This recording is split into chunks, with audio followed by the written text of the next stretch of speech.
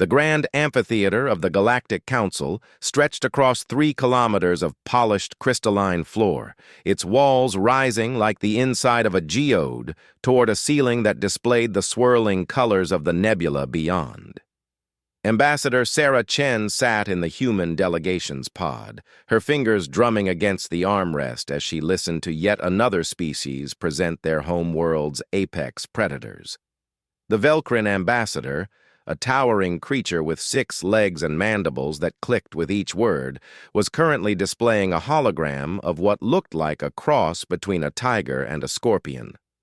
The creature in the projection stood 4 meters tall, with armor plating across its back and a stinger that dripped luminescent venom. The Kralax, the Velcrin announced proudly, can survive in temperatures ranging from -200 to +300 degrees. Its venom can kill a full-grown Threskin in 30 seconds. On our world, entire cities have been built underground to avoid these magnificent hunters. Polite applause rippled through the chamber. Sarah had been attending these ecological summit sessions for 3 days now, and the pattern had become numbingly familiar.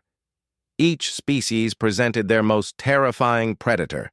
Each tried to outdo the last, and each looked at humanity's delegation with something between pity and amusement.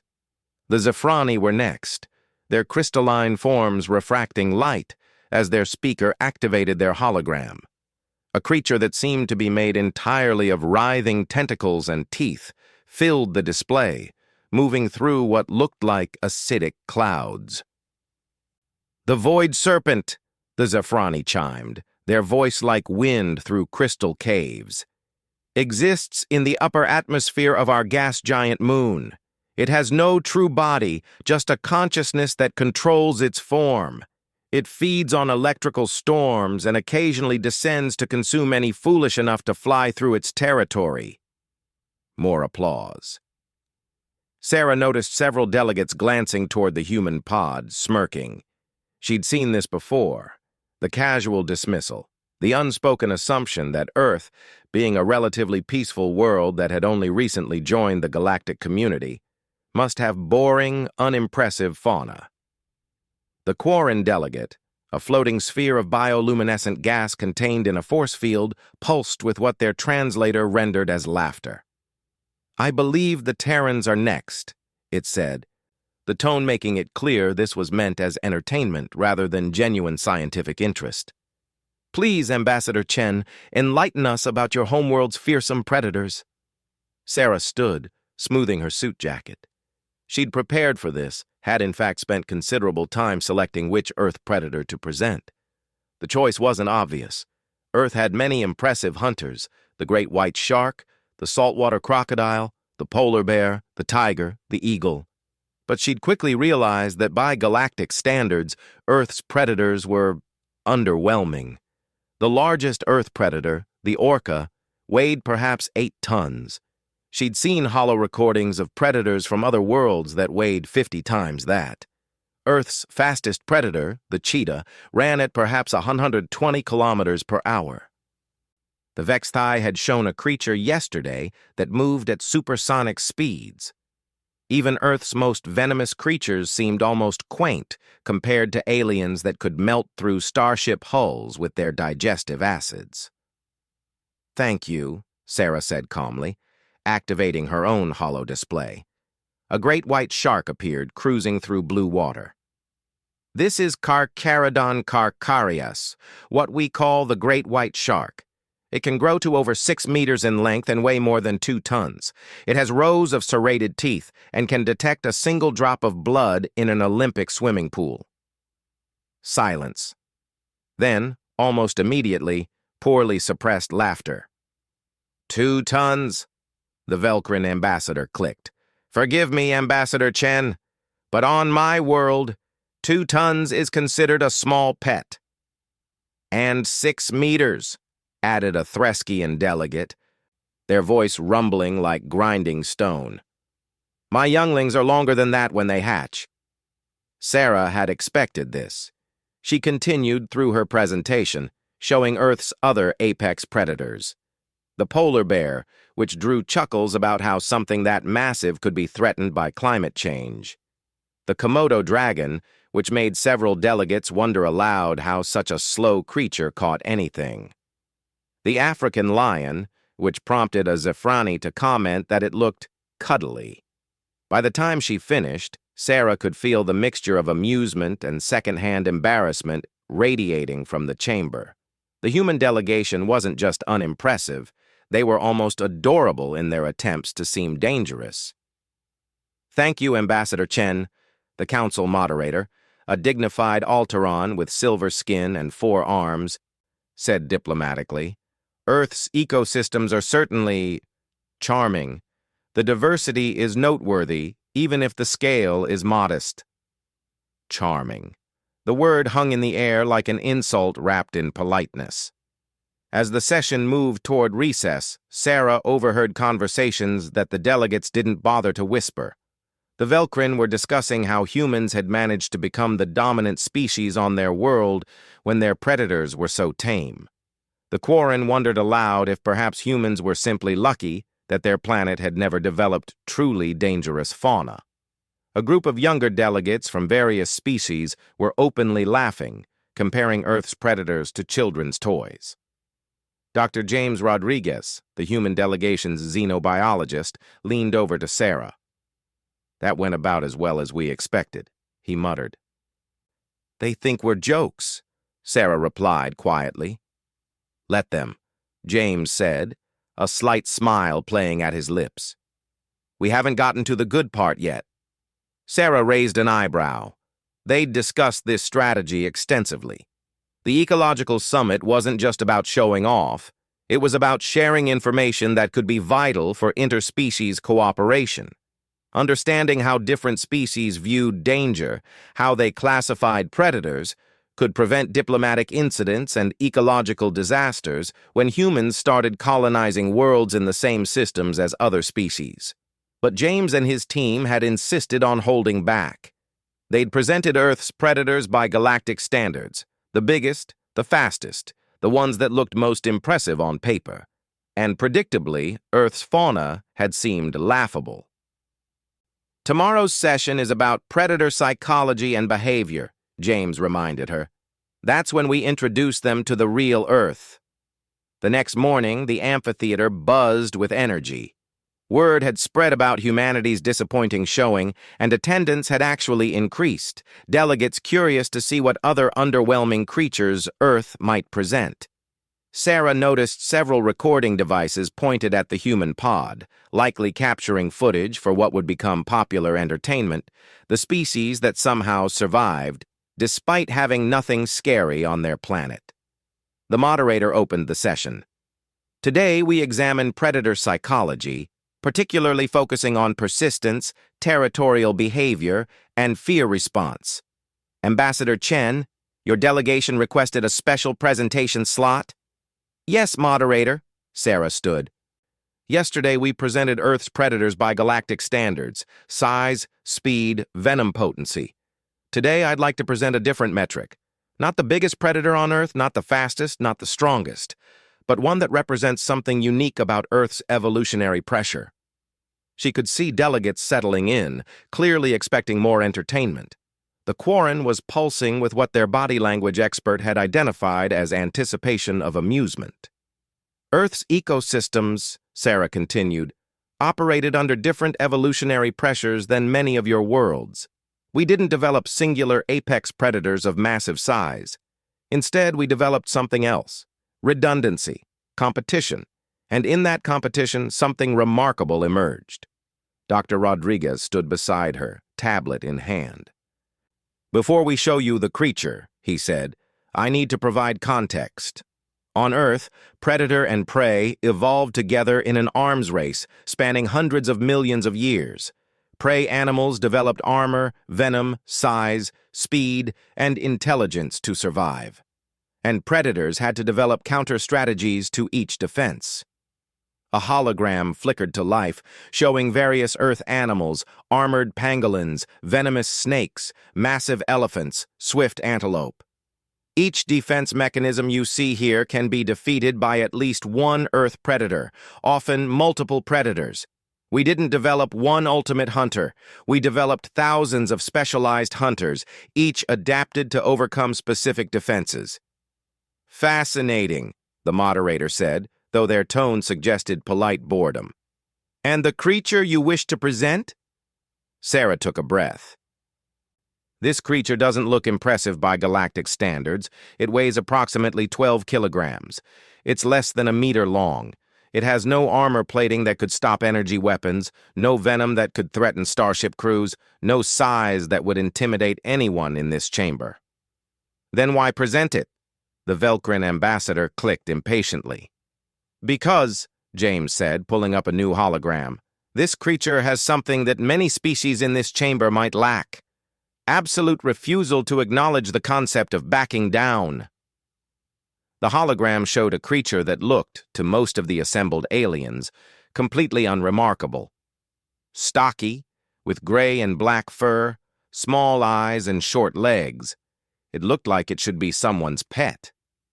This, Sarah said, is Mellivora capensis. On Earth, we call it the honey badger. The name even sounded harmless. Several delegates were openly smiling now. The honey badger, James continued, his voice taking on a lecturing tone, holds several distinctions in Earth's biosphere. It's listed in the Guinness Book of Records, a human documentation of extremes, as the most fearless creature on our planet. Fearless? A Threskian rumbled. Is that supposed to be impressive? Let me show you what that means, Sarah said, and activated the first video file. The hologram showed real footage now, not an animation. A honey badger facing down a pride of 7 lions. The lions, each one weighing over 200 kilograms, surrounded the honey badger. In any reasonable ecosystem, this should be a brief and one-sided encounter. Then the honey badger attacked. The chamber fell silent as they watched the footage. The honey badger didn't run, didn't try to hide, didn't display any of the survival instincts that should have been hardwired into a creature that size. Instead, it charged directly at the nearest lion, going for the face, the eyes, the throat. The lion, shocked, retreated. Another lion approached from behind, and the honey badger spun, bit its paw, and emitted sounds that the translator struggled with before settling on aggressive challenge vocalizations. The fight continued for several minutes. Not because the honey badger was winning, it was vastly outsized, but because it refused to lose. Every time a lion got close, the honey badger attacked with such ferocity that the lion backed away. Eventually, remarkably, the lions gave up and left. This, Dr. Rodriguez said as the video ended, is a creature that weighs approximately 60 times less than its opponents. By any logical calculation, it should flee. But it doesn't have fear in the way you're thinking of fear. He pulled up another video. A honey badger raiding a beehive, ignoring thousands of stinging insects that would send most creatures fleeing. Another video showed one being bitten by a puff adder, a snake whose venom should be lethal. The honey badger collapsed, seemed dead, and then, 2 hours later, simply got up and resumed what it had been doing before the bite. Resistance to venom, James explained. Not immunity, but resistance far beyond what a creature its size should possess. Its skin is thick enough and loose enough that it's extremely difficult for predators to get a killing grip. And its claws can tear through wood, dig through concrete, and rip into prey animals much larger than itself. More videos played. A honey badger facing down a black mamba, one of Earth's deadliest snakes, and attacking it rather than fleeing. A honey badger breaking into a human food storage facility, getting trapped in a concrete enclosure, and then systematically figuring out how to escape using tools. It stacked objects, dug strategic holes, even opened locked doors. When humans put it in an enclosure specifically designed to be escape-proof, it took the honey badger less than a day to find a weakness and exploit it. This creature, Sarah said as the videos continued, has a brain-to-body ratio that suggests high intelligence. It problem solves, uses tools, and learns from experience. But more than that, it simply doesn't accept the concept of, I can't fight that because it's too big, or I can't eat that because it's too dangerous, or I can't go there because I might die. The chamber was no longer laughing. Delegates were watching with growing unease as video after video showed this small, unremarkable-looking creature taking on opponents that should destroy it, often winning through sheer determination and pain tolerance. A final video played. A honey badger had somehow gotten into an enclosed area with a young buffalo, an animal weighing nearly 500 kilograms. The logical expectation would be that the buffalo would trample the honey badger in seconds. Instead, the footage showed the honey badger attacking the buffalo's legs, its underbelly, refusing to be dislodged even when the buffalo rolled over it, eventually causing enough injury that the buffalo fled, despite being 40 times larger. When the videos ended, silence filled the amphitheater. It was a different kind of silence than before, not the thoughtful pause of consideration, but the uncomfortable quiet of people reassessing their assumptions. The Velcrin ambassador's mandibles clicked slowly. This creature. It hunts animals 40 times its size. Not just hunts, James corrected. It hunts, fights, raids, and invades the territories of any creature it wants to, regardless of size or danger. There are documented cases of honey badgers attacking young crocodiles, raiding leopard kills, and even harassing adult elephants until the elephants move away. But surely, the Quarren pulsed, their bioluminescence flickering uncertainly. Surely your species, humanity, doesn't share this trait? This is just an anomaly in your ecosystem?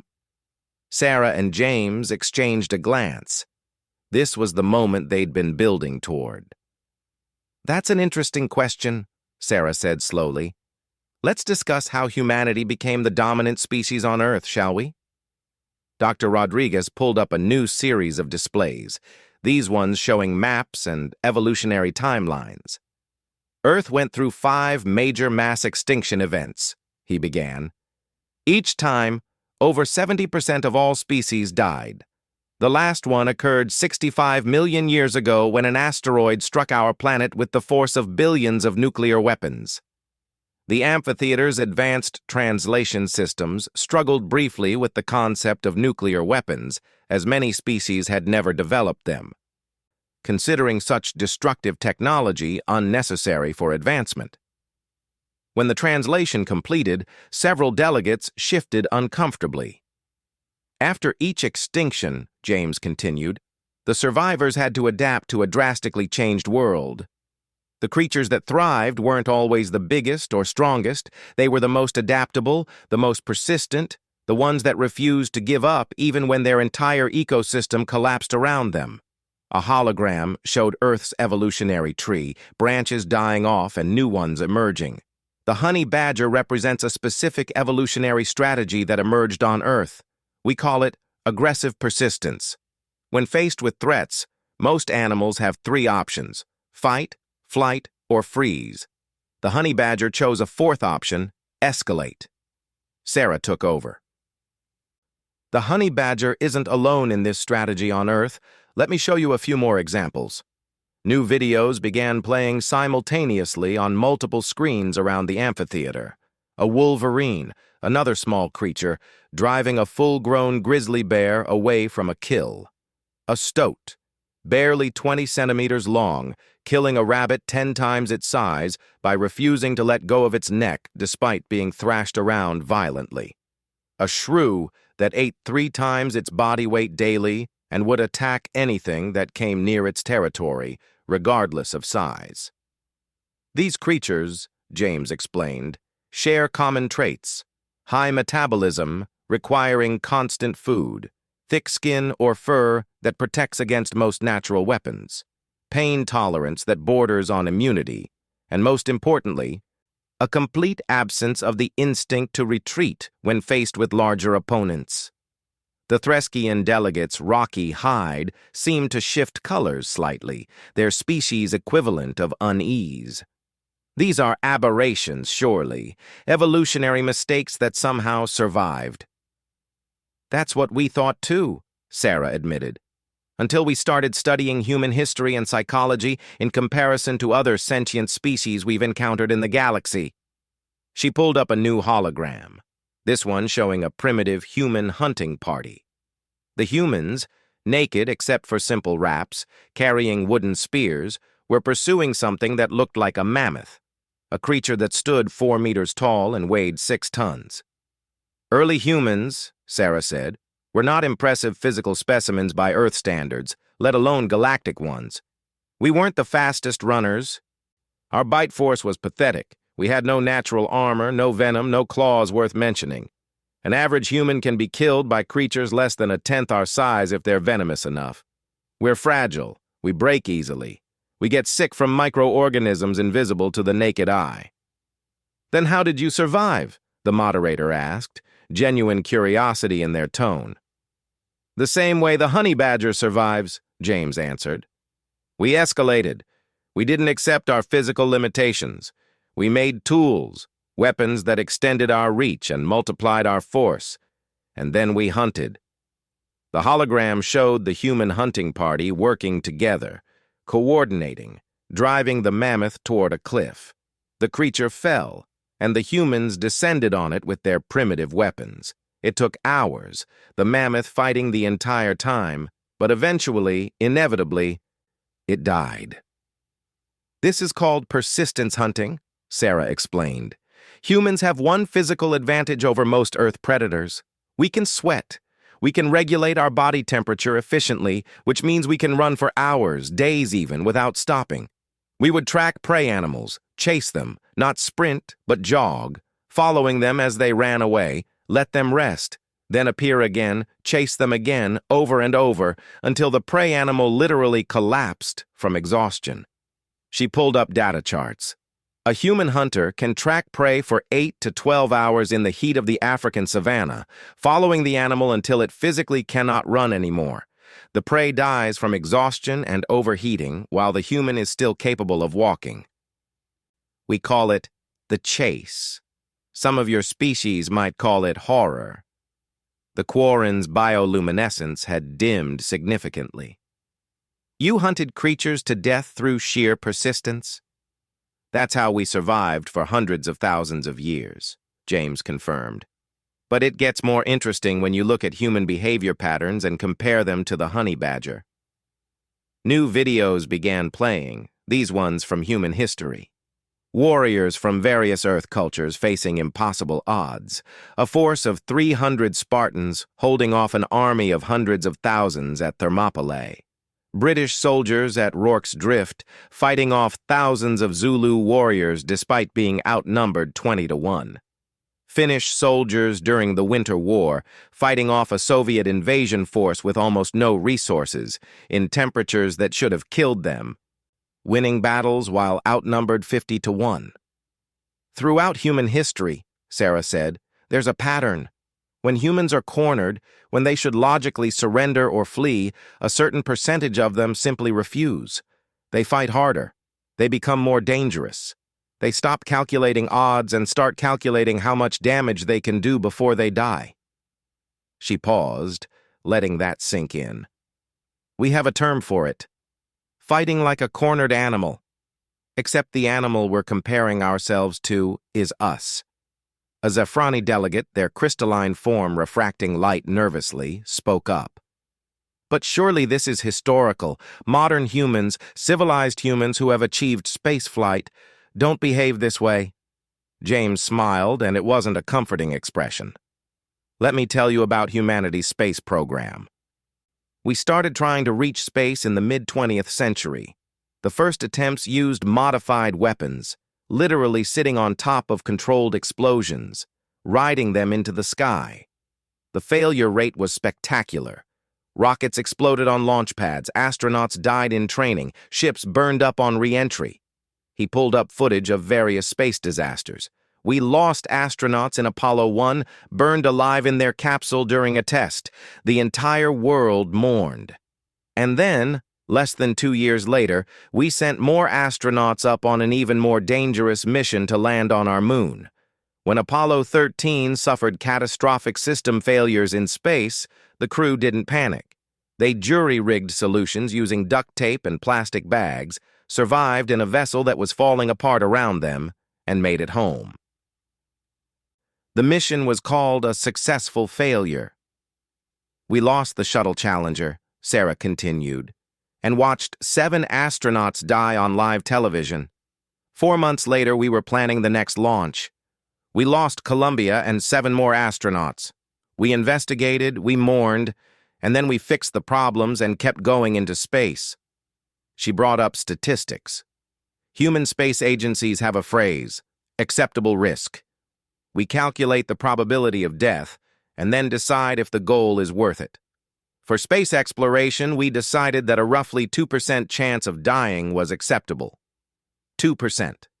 That means 1 in 50 missions might kill everyone aboard, and we consider that good enough to proceed. The chamber was dead silent. These were species that had achieved spaceflight through safer, slower methods. The concept of voluntarily accepting a 2% death rate seemed insane. "Let me show you something else," James said, pulling up recent footage from human colony worlds. "This is New Vancouver, one of our first extrasolar colonies. The planet has weather patterns that include acid rain, temperature swings of 60 degrees within hours, and native fauna that finds human flesh delicious. The Galactic Council rated it as unsuitable for colonization." The video showed human colonists building dome structures, farming under shields, going outside in protective suits to repair equipment during storms that would strip flesh from bone. "We've had 347 colonist deaths on New Vancouver," Sarah stated flatly. "Accidents, equipment failures, one case of someone getting caught outside during an acid storm and making it back to the airlock just to die from exposure. We investigated each death, improved safety protocols, and currently have 20,000 people living on New Vancouver with another 10,000 on the waiting list to emigrate there." "Why?" the Velcrin ambassador managed, mandibles clicking in distress. "Why would anyone choose to live in such conditions?" "Because it's there," Sarah said simply. "Because someone said it was impossible, and humans don't like being told something is impossible. Because the colony offers opportunities, adventure, and the chance to build something new. Pick your reason, humans had all of them." Dr. Rodriguez brought up a comparison chart. "Let's look at galactic colonization patterns. The Velcrin have established colonies on 14 worlds over the past 1,000 years. All of them carefully selected for compatibility with Velcrin biology, all of them taking an average of 50 years from initial survey to permanent settlement." He shifted to human data. "Humans have been in space for less than 200 years. We've established permanent colonies on 23 worlds. 8 of them are rated as high risk by Galactic Council standards. 3 are rated as unsuitable for habitation by everyone except us. We average 12 years from initial survey to permanent settlement, and that includes multiple disasters, complete colony failures, and situations where we had to evacuate and then come back with better equipment to try again." The moderator's 4 arms moved in a gesture that translated as confusion. "You keep returning to places that have killed you?" "Always," James confirmed. "Mount Everest on Earth has killed hundreds of climbers. We keep climbing it. The deep oceans crushed early submarines. We built better submarines. Space killed astronauts. We built better ships. Every time something kills humans, we study it, learn from it, and come back better prepared. And if it kills us again, we repeat the process." Sarah pulled up one final video, and this one made several delegates recoil. It showed a human climbing free solo, scaling a sheer rock face hundreds of meters tall with no rope, no safety equipment, nothing but hands and determination. The humans slipped, caught themselves with one hand, and continued climbing. "This person climbed for recreation," Sarah explained. "For fun, for the challenge. Humans seek out danger when we get bored. We invented extreme sports specifically to feel adrenaline, to face death voluntarily, to test our limits. We jump out of aircraft for entertainment. We surf waves that can crush us. We dive into caves that collapse. We do it because it's exciting. She looked around the chamber. So when you ask if modern humans still have that honey badger instinct, that refusal to back down, that tendency to escalate when threatened, the answer is yes. We've built a civilization on it. We've gone into space despite it being lethal. We colonize death worlds because they're challenging. And when we encounter something that might kill us, our first instinct isn't to run. It's to figure out how to kill it first. The Threskian delegate's voice rumbled like an earthquake. You're saying your entire species is like that creature? That small, vicious, relentless thing? James shook his head. No, the honey badger is remarkable on Earth because it's an extreme example. Most Earth creatures do have normal fear responses. They flee from overwhelming threats.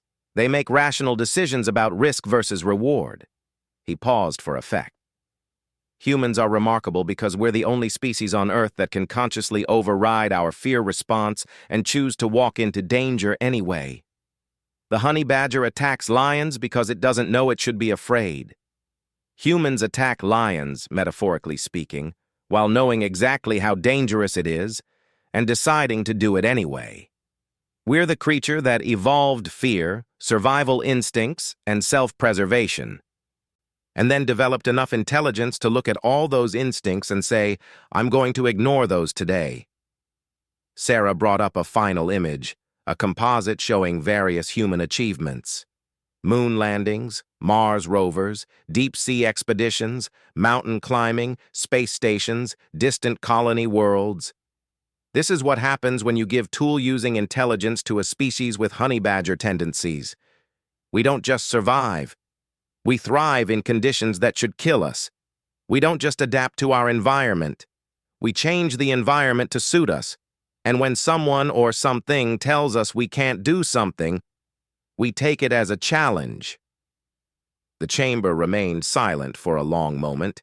Then the moderator spoke, their voice careful. Ambassador Chen, Dr. Rodriguez, this is certainly illuminating information, but I must ask, why present this now? Why reveal this aspect of human psychology to the Council?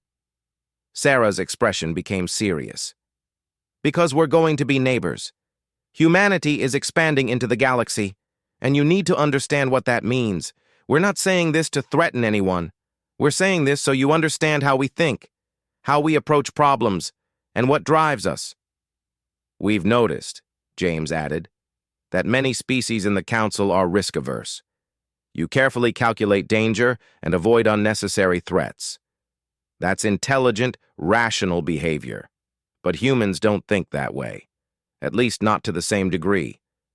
When we see a dangerous challenge, a significant portion of us see an opportunity. Sarah stood straighter. We wanted you to understand this before situations arise.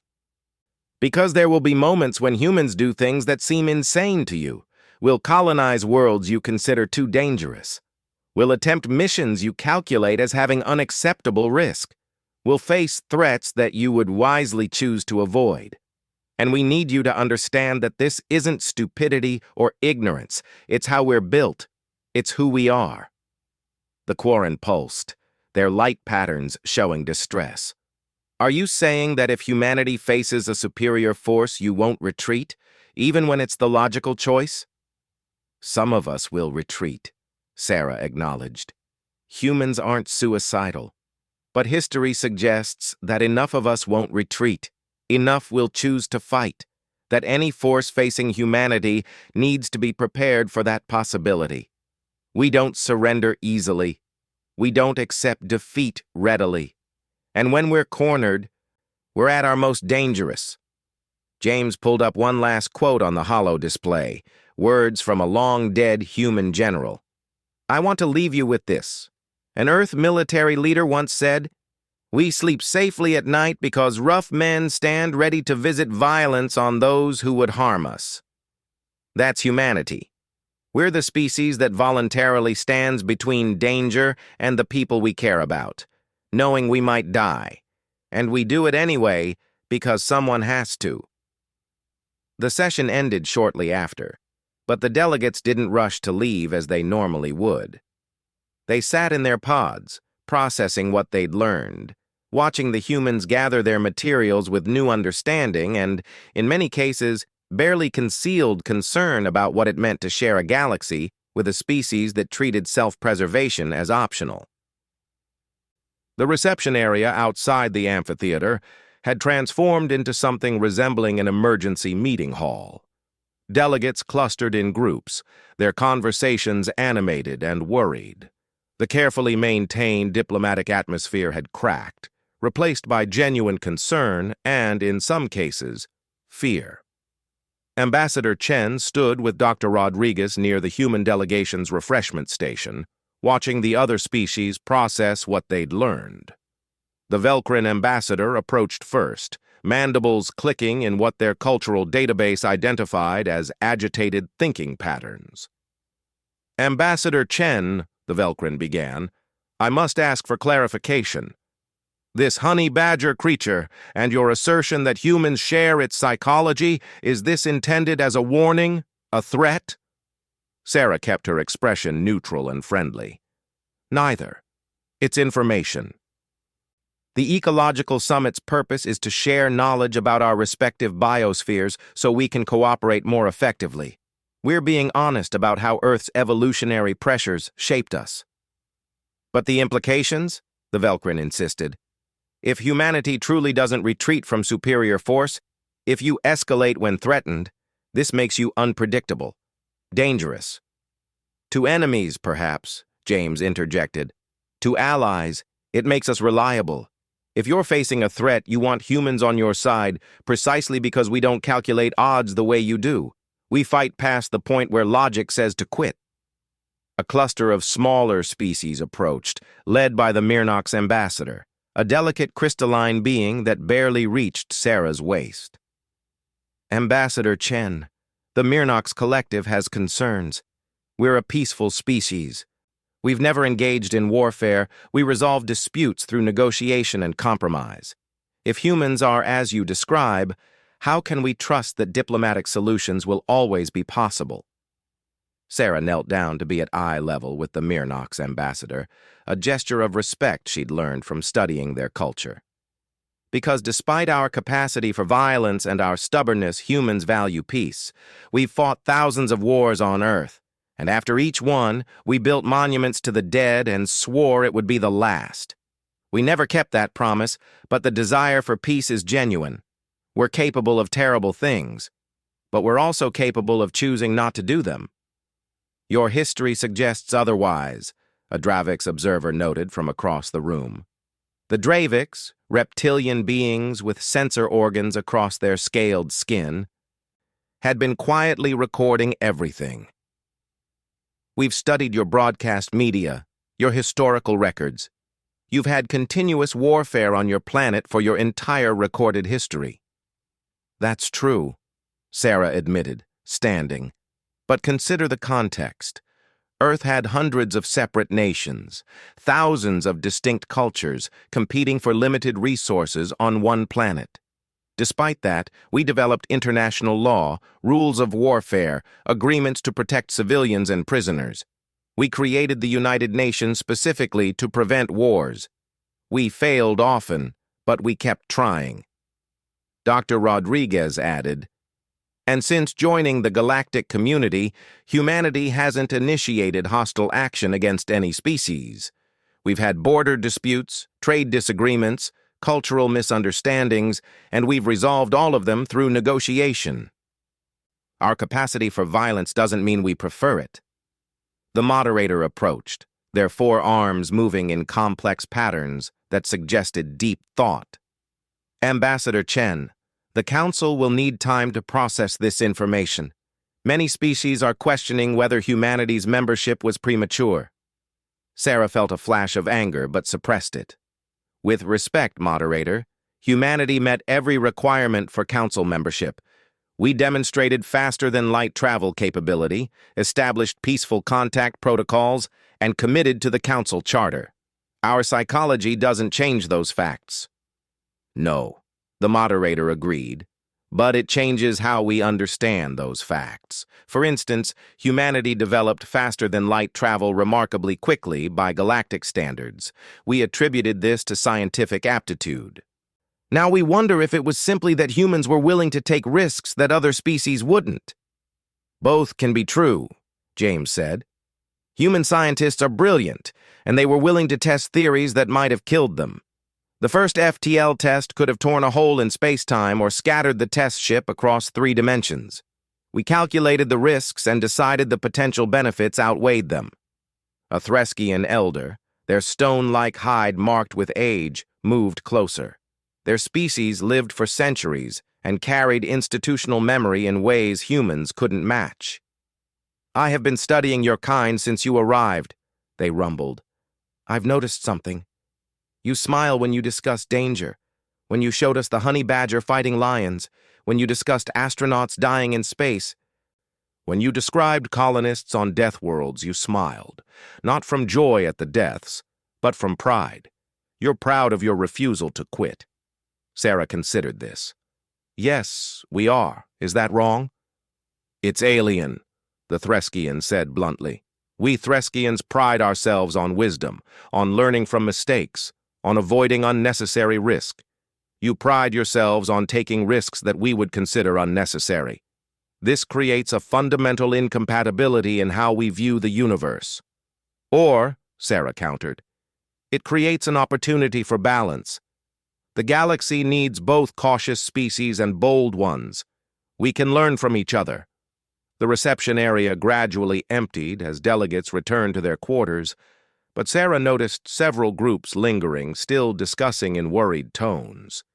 She was about to leave when a young Quarren approached, their bioluminescence pulsing in patterns that suggested they were newly appointed to diplomatic service. "Ambassador Chen," the Quarren chimed, "may I ask a personal question?" "Of course." "Are you afraid? You speak of human fearlessness, but you must feel fear. What do you do when you're genuinely terrified?" Sarah smiled sadly. "We feel fear constantly. I'm afraid right now, afraid that this presentation has damaged humanity's standing in the Council, afraid that we've made enemies instead of friends. The difference is that humans have learned to act despite fear, not because we lack it." The young Quarren pulsed thoughtfully. "That seems exhausting." "It is," Sarah admitted, "but it's also exhilarating.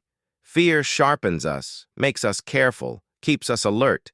We just don't let it stop us." The next day, Sarah received an emergency summons to a closed council session. When she arrived at the private conference chamber, she found herself facing representatives from every major species block in the council. The atmosphere was tense. The moderator opened the discussion. "Ambassador Chen, the council has deliberated through the night. Your presentation has raised serious concerns about humanity's integration into galactic society. We need to address these concerns directly." Sarah kept her voice steady. "I'm listening." A Zafrani representative spoke, their crystalline form refracting the chamber's lights into rainbow patterns. "The Zafrani Collective has reviewed historical records of species integration. There have been 3 previous instances where species with what we call aggressive expansion psychology joined the Council. All 3 led to conflicts. The Krynoth," another delegate added, "were warriors who refused to acknowledge superior force. They initiated 7 territorial conflicts before the Council was forced to quarantine their home system. The Valdrine had similar psychology. Their expansion threatened peaceful species until economic sanctions forced them to moderate." Sarah listened, her stomach sinking. This was worse than she'd anticipated. They weren't just concerned. They were comparing humanity to species that had become galactic problems. "With respect," she said carefully, "humanity isn't the Krynoth or the Valdrine. We've studied those cases. The Krynoth attacked first and negotiated later. The Valdrine believed they had a right to any territory they could take. Humanity operates under different principles." We believe in property rights, in sovereignty, in negotiated solutions. Our stubbornness doesn't negate our ethics. Can you guarantee that? The Velcrian ambassador challenged. Can you promise that no human colony will expand into disputed territory? That no human explorer will claim a world that another species has a prior claim to? That when conflicts arise, humans will negotiate rather than fight? Sarah took a breath. No, I can't guarantee that. The same way you can't guarantee that no Velcrin trader will violate trade agreements or that no Zafrani scientist will conduct dangerous experiments. Any species will have individuals who break rules. What I can guarantee is that humanity as a whole, our governments and institutions, are committed to peaceful coexistence. Your history contradicts that, a Dravix observer noted. You've had peace on Earth for less than a century after millennia of warfare. How do we know this peace will hold when you're spread across the stars? Dr. Rodriguez, who'd been silent until now, spoke up. Because war became impossible. On Earth, nuclear weapons changed the calculation. Any major war would destroy everyone, so we learned to resolve conflicts without warfare. In space, the calculation is similar. A war between spacefaring species would be catastrophic for all involved. We understand that. Understanding and caring are different things, the Threskian elder rumbled. The honey badger understands that lions could kill it. The honey badger doesn't care. If humans share that psychology, understanding the cost of war might not prevent you from fighting one. Sarah realized they'd reached the critical moment. The council was genuinely frightened, and frightened people, or in this case, frightened aliens, made poor decisions. She needed to reframe the conversation. You're right to be cautious, she said, surprising the assembled delegates. Humanity is dangerous. We're aggressive, stubborn, and we take risks that terrify more sensible species. But consider what that means for the council. She activated her datapad, pulling up galactic maps. The council has existed for 3,000 years. In that time, you've explored approximately 40% of this galaxy. Your expansion is slow, careful, methodical. You survey systems for decades before establishing any presence. You avoid dangerous regions entirely. She highlighted several areas of the map in red. These are regions the Council has designated as too dangerous for exploration. Unstable stars, hostile environments, areas with dangerous fauna or spatial anomalies. You've written them off as unusable. And humanity will rush into them, the Zafrani representative said, their tone making it clear this wasn't a compliment. Probably, Sarah agreed. But consider what that means. Humanity will take the risks, settle the dangerous worlds, explore the unstable regions. We'll learn how to survive in conditions you can't tolerate, and then we'll share that knowledge with the Council. She pulled up data from New Vancouver. The techniques our colonists developed for surviving acid rain are now being studied by 3 Council species who have worlds with similar conditions but never thought they could be colonized. The equipment we designed for high radiation environments has applications for industrial processes throughout the galaxy. Our willingness to take risks generates solutions to problems you didn't know could be solved. Dr. Rodriguez added, think of humanity as the galaxy's test pilots. We'll try the dangerous things first. Some of us will die doing it, but the species that survive the learning process will include everyone, not just humans. We're willing to take the risks so others don't have to. The chamber fell silent as delegates considered this perspective. Finally, the moderator spoke. You're suggesting that humanity's recklessness could benefit the Council? Not recklessness, Sarah corrected. Calculated boldness. We don't take stupid risks. We assess danger, prepare as best we can, and then proceed despite the risks because we believe the potential rewards justify them. Sometimes we're wrong, and we pay the price. But when we're right, everyone benefits. A new voice entered the discussion.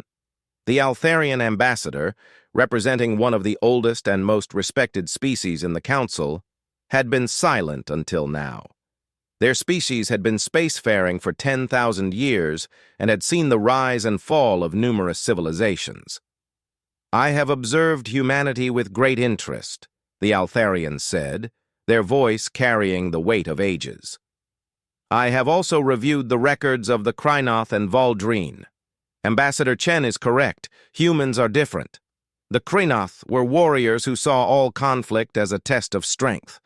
The Valdreen were conquerors who believed in might makes right. Humans are explorers who see the universe as a challenge to overcome."